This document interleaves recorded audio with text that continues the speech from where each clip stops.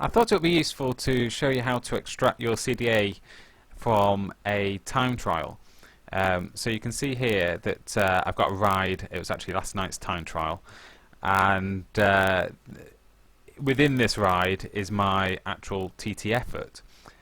So if you look at the aerodynamic number here of 0.256, that includes the entire ride. So I'll be warming up in that, and I'll be cooling down and braking and all that sort of thing that you don't do in the actual time trial effort. You do a little bit of braking, but it's quite a small amount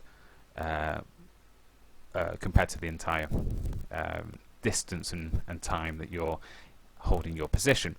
So this number here, it doesn't mean very much. But if you click on the chart, actually before we do that, just a quick word on making sure that this number is comparable across events.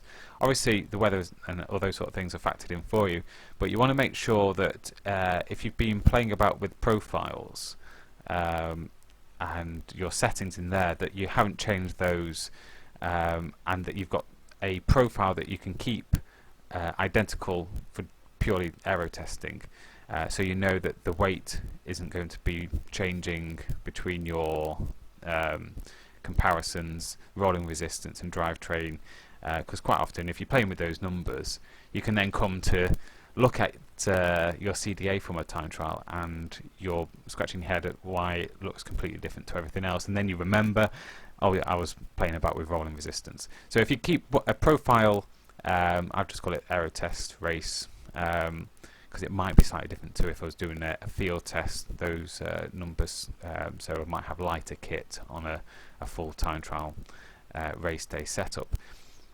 So if I just make sure that those are entered in correctly, just wait for it to apply, and then we need to go to the graph for CdA profile. So you can go through the CdA menu, or you can simply go to the graph icon on the aerodynamic number. So you can see here that we've got the warm-up. Unusually for me, it was a fairly decently long warm-up and a very short cool down. But the part that we're interested in is this time trial here. So if I hover over the line for that, it will show me that I've got 0.217 as my CdA. So if I'm marking this down somewhere for the time trial, I should put that number down as my CdA.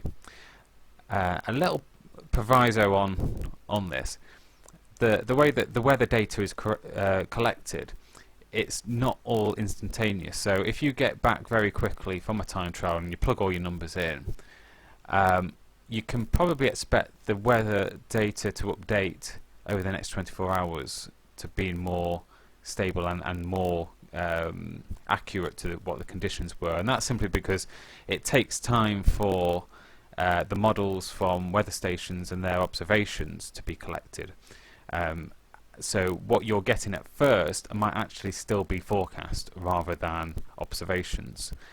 So you probably need to wait still 24 hours just to make sure that that's stable and it's a number that you could be relatively confident in.